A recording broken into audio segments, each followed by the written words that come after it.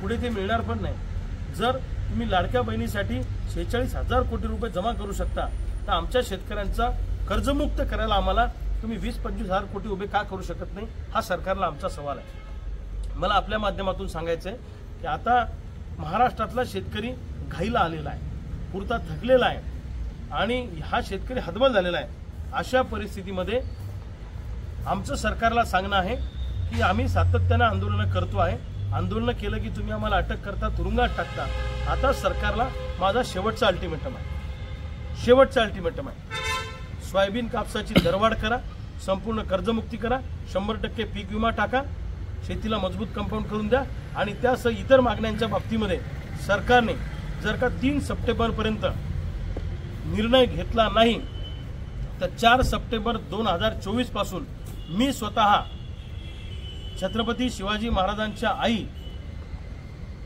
जिजाऊ मासाहेब ज्यांच्याकडे सगळे आपण आदराने बघतो, मा जिजाऊ साहेबांच्या राजवाड्यासमोर त्यांच्या पुतळ्यासमोर मी स्वतः 4 सप्टेंबर 2024 पासून बेमुदत अन्नत्याग आंदोलनाला बसणार आहे। मी जोपर्यंत सोयाबीन कापूस उत्पादकांना, शेतकऱ्यांना हे सरकार न्याय देणार नाही तोपर्यंत मी अन्नाचा एक कणही खाणार नाही। आमच्या जीविताला काही बरं वाईट झालं तर त्याला पूर्णपणे सरकार जबाबदार असेल। आता मला माझा देह, मला माझा जीव शेतकऱ्यांसाठी एकदा शहीद करण्याची माझी तयारी आहे। बघू सरकारला जाग येते की नाही।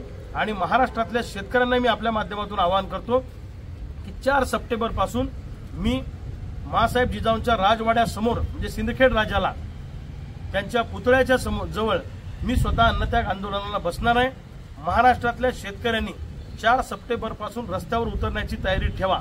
आपापल्या गावामध्ये गावं बंद करा, आपापल्या गावामध्ये रस्त्यावर उतरा, लोकशाही पद्धतीने आंदोलन करा आणि सोयाबीन कापूस उत्पादकांना, धान उत्पादकांना, महाराष्ट्रातल्या इतर शेती पिकांना न्याय मिळाल्याशिवाय आता थांबायचं नाही। आता सरकारबरोबर 4 सप्टेंबर पासून आमची आरपारची लढाई असेल। जीव गेला तरी बेहतर, प्राण गेला तरी बेहतर, पण थांबणार नाही अशी आमची आता भूमिका ठरलेली आहे। सिंदखेड राजा या ठिकाणी होत आहे जेणेकरून मासाहेब जिजाऊ या महाराष्ट्राचं दैवत आहे आणि त्यांना डोळ्यासमोर ठेवून त्यांच्या छत्रछायेखाली आम्ही आंदोलन करत आहे। हे आंदोलन आता टप्प्यात नाही, आता सरकार आमच्या टप्प्यात आलेलं आहे। 4 सप्टेंबर पासून या सरकारला आम्ही टप्प्यात घेणार आणि 4 सप्टेंबर पासून महाराष्ट्रातला शेतकरी गावागावात तुम्हाला रस्त्यावर उतरताना दिसेल। तुम्ही शेतकरी नेत्यांनी आम्हाला सांगावं बहुत चिखलीमध्ये आता तुम्ही 31 ऑगस्ट पर्यंत 100% पीक विमा येणार आहे असं म्हणाले होते, मग आता कुठे गेली तुमची मीटिंग?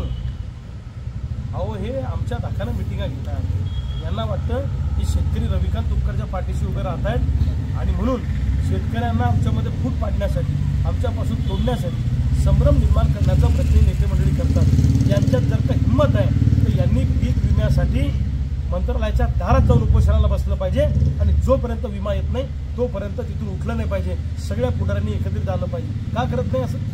तातूर मातूर फक्त पेपरला बातम्या द्यायच्या आणि लोकांची दिशाभूल करायची, असा उद्योग अनेक नेते मंडळी करतात। 15 ऑगस्ट दिली होती मध्यंतरी, मग आता 31 ऑगस्ट दिली होती, ती पण तारीख आज संपलेली संपते आहे। मग लबाडाचा अवतन जेवल्याशिवाय खरं नाही अशी या सरकारची अवस्था आणि पुढाऱ्यांची अवस्था आहे।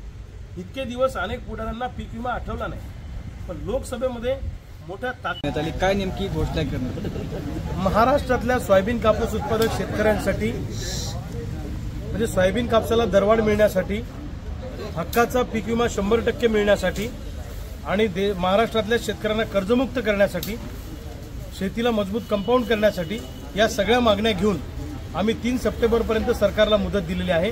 3 सप्टेंबरपर्यंत सरकारने जर का आम्हा शेतकऱ्यांच्या मागण्यांचा विचार केला नाही तर 4 सप्टेंबर पासून सिंदखेड राजाला मा जिजाऊंचं जे जन्मस्थान आहे, जिजाऊ मासाहेबांच्या जन्मस्थानाच्या राजवाड्यासमोर मी स्वतः बेमुदत अन्नत्याग आंदोलनाला बसणार आहे।